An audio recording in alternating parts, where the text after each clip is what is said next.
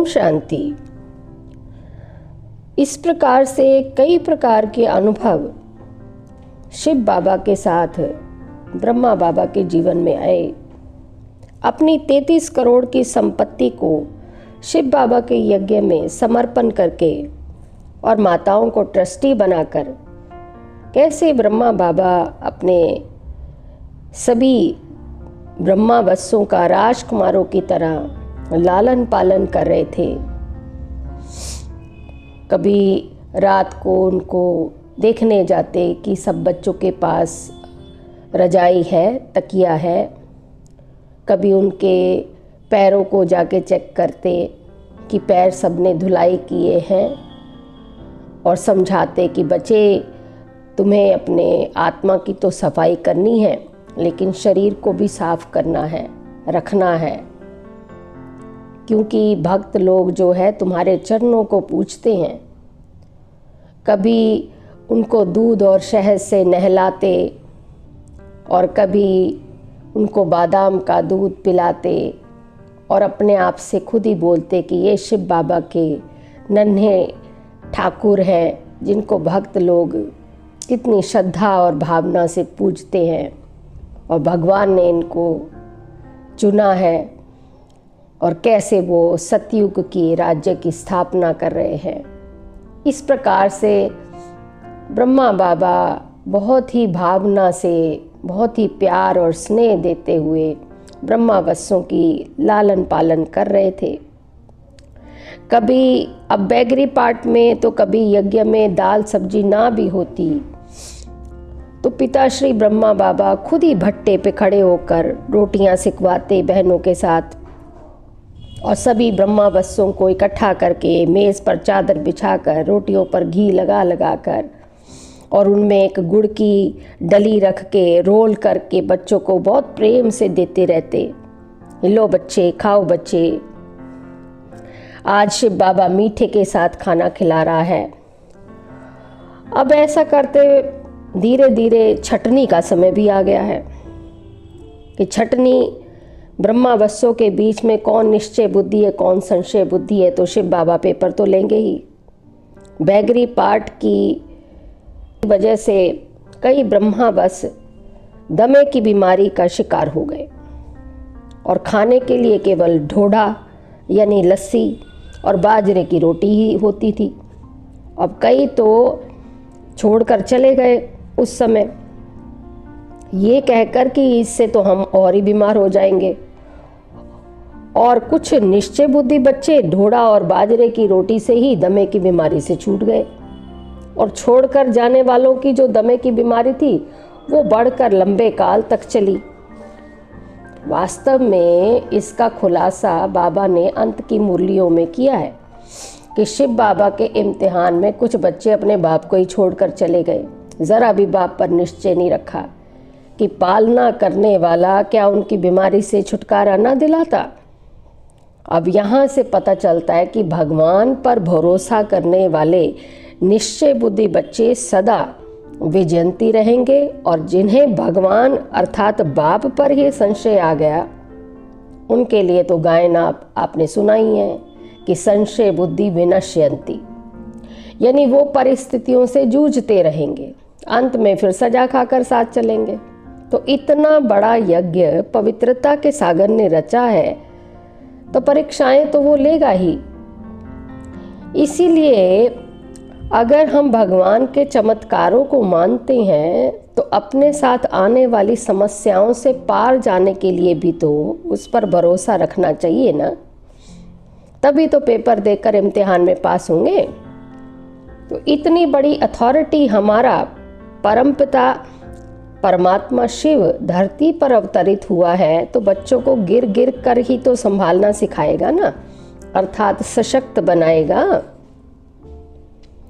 उसका तो टाइटल ही है सुख करता दुख हरता, तो वो अपने बच्चों को क्या दुख दे सकता है? अगर कोई के पास ज़रा सी भी कोई समस्या आती है तो भगवान पिता पर आपका विश्वास है तो बस अटल रहें, ज़्यादा देर तक वो समस्या आपके पास टिक नहीं पाएगी। जब भक्तों को भगवान पर इतना विश्वास है कि हमारे दुख दूर करेंगे वो, तो हम तो उनके वारिस बच्चे हैं ना। हमें तो फिर भी आज मूल्यों के द्वारा संपूर्ण ज्ञान शिव बाबा का अनुसरण हो रहा है। समस्याओं से भी हम पार होते जा रहे हैं। तो क्योंकि इतने सारे शिव बाबा के अनुभव ब्रह्मा वत्सों द्वारा तो अब सुने ही है ना, अब तो हम सभी के साथ भी इतने चमत्कार होते जा रहे हैं, तो विश्वास तो बढ़ना ही है कि एक शक्ति परमधाम से उतरी है और हमारा लालन पालन तो कर ही रही है, लेकिन नया युग स्थापन कर रही है, हमारी बुद्धि को पावन बना रही है, पारस बना रही है। लेकिन ज़रा उस काल को सोचें, उस समय को ज़रा ध्यान में लाएं कि जब ब्रह्मा बाबा को भी शिव बाबा ने इतना ज्ञान नहीं दिया था और ना ही ब्रह्मा वत्सों को मिला हुआ था, फिर भी घर से बेघर उस माहौल में ब्रह्मा बाबा इतने छोटे छोटे, इतनी संख्या के बच्चों को, इतने परिवारों को किस आधार पर लेकर चल रहे होंगे। ना कोई धन है, ना मकान है, ना कपड़ा है, ना आगे लेकर का कोई आगे का पता, ना कोई पीछे का पता, ना शिव बाबा हमें दिखाई देता है। तो कैसे ब्रह्मा बाबा सब बच्चों को उनके टकराव होते हुए संस्कारों से उन्हें हल्का करते हुए स्नेह और सहयोग से इस पूरे यज्ञ को चला रहे थे। और मम्मा वो तो बहुत ही छोटी थी। आज किसी गृहिणी से 2 बच्चों की संभाल भी ढंग से नहीं हो पाती है, क्योंकि संस्कार टकराते हैं। और मम्मा वो तो खुद ही एक बच्ची थी, कैसे वो यज्ञ में आई और माताओं बहनों को संभालते, कैसे उन्होंने इतना ऊंचा पुरुषार्थ किया। जो इतनी बड़ी आयु की जो माताएं बहनें थीं, उनकी मम्मा बन गई। और कोई भी अगर बच्चा किसी के प्रति कोई शिकायत लेकर आता था मम्मा के पास, तो वो उन्हें शांत कर देती थी। शांति नहीं बल्कि उनकी शिक्षाओं से उनकी स्थिति भी ऊंची बना देती थी बच्चे की। जो वो बच्चा माँ का दुलार भुलाए ना भूलता, बल्कि और ही उसी के कहे अनुसार चलना शुरू हो जाता था। तो आखिर ये बातें किस आधार पर, सोचने वाली बात है। मेरे तो कभी ऐसा सोचकर भी आंसू आ जाते हैं कि आज घर में 4 इंसान बिना टकराए रह नहीं सकते, और मम्मा बाबा कैसे इतने बच्चों की स्नेह और सहयोग देते हुए, शिव बाबा की शिक्षाओं को धारण करवाते हुए, एक बल और एक भरोसे पर टिके रहकर सभी बच्चों को पालना दे रहे थे। अब कई बच्चों को सुबह बेड टी यानी चाय पीने की आदत थी, और शिव बाबा ने बच्चों को 3:30 से 4:30 तक अमृत वेला करने की श्रीमत दी थी कि शिव बाबा सुबह अमृत वेले में बच्चों का इंतज़ार करते हैं मिलन मनाने के लिए।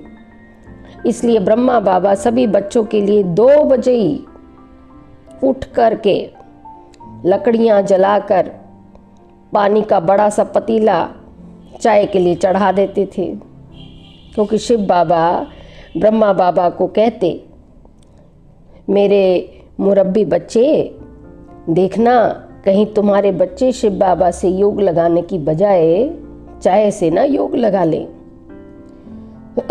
इसलिए इनकी आवश्यकताओं को तुमने ही ध्यान में रखना है। आज भी यज्ञ में 2 बजे से ही चाय बनाकर कनस्तर में डाल दी जाती है। खत्म होने पर साथ ही साथ और भी तैयार रहती है, ताकि जो बच्चे सुबह चाय पीने के आदी हैं वो चाय पीकर अमृत वेला अच्छी तरह से कर सकें, ताकि उनका योग फिर सही ढंग से शिव बाबा के साथ ही लगे, ना कि चाय के साथ योग लगा रहे। बुद्धि में चाय नहीं, शिव बाबा होना चाहिए। तो यज्ञ में ज्ञान और योग की पालना के द्वारा जो कोई नया बच्चा आता, उसे भी ब्रह्मा बाबा ऐसे सारे यज्ञ का चक्कर लगवाते जैसे वो यहाँ पराया नहीं है, अपने पारलौकिक पिता के घर का सदस्य आया है। घुमा घुमा कर उस बच्चे को ब्रह्मा बाबा दिखाते, देखो बच्चे, यहाँ पर खाना बनता है, यहाँ अनाज भंडार है, यहाँ कागजी कार्रवाई होती है, यहाँ कपड़ा सिलाई होता है, वगैरह वगैरह। इतना स्नेह और अपनापन पाकर वो नया बच्चा भी हैरान हो जाता और शुद्ध प्रेम की प्राप्ति से उसकी आंखें भर आती और वो ब्रह्मा बाबा के तन में आए शिव पिता को भली भांति पहचान लेता और बाबा बाबा कहते झट से ब्रह्मा बाबा की बाहों में समा जाता और आंखों से प्रेम के अश्रु की धारा तो मानो ऐसे बहती जैसे किसी की खोई हुई बहुमूल्य वस्तु बहुत समय से ढूंढने के पश्चात उसे मिल जाती है ना। इस तरह से अश्रुधारा प्रेम की आंखों से बहती। तो इस तरह से फिर वो नया बच्चा भी शिव बाबा के अथाह प्यार की अनुभूति करके यज्ञ में निस्वार्थ भाव से सहयोग और अपना समर्पण दे देता।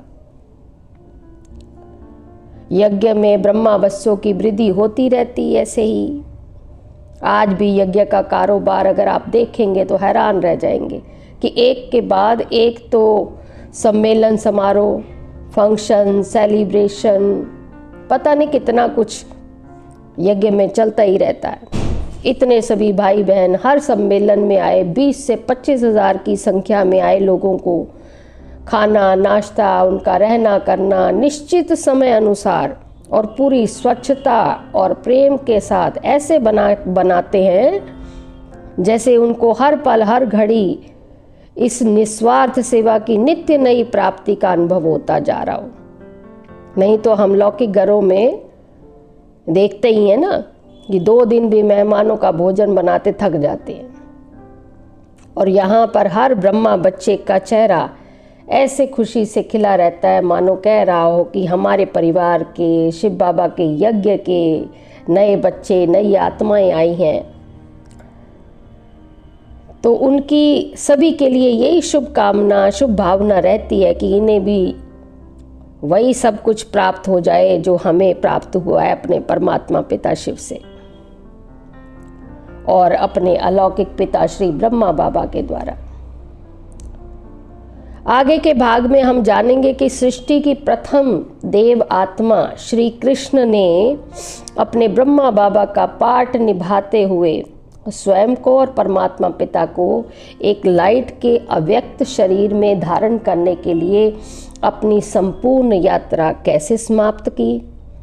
यानी इस महायज्ञ को चलाने के निमित्त जो ब्रह्मा बाबा की आत्मा है 18 जनवरी 1969 को कैसे परमपिता परमात्मा को अपनी देह का भी समर्पण देते हुए संपूर्णता को प्राप्त हो गई। जब देह का समर्पण हो गया उसके बाद ब्रह्मा बाबा, आज पिता श्री ब्रह्मा बाबा इस समय कहाँ हैं और कैसे इस यज्ञ की और ब्रह्मावस्यों की संभाल करते हुए और समस्त संसार में कोने कोने से शिव बाबा के बच्चों को परमात्मा अवतरण का संदेश दे रहे हैं, इसके बारे में जान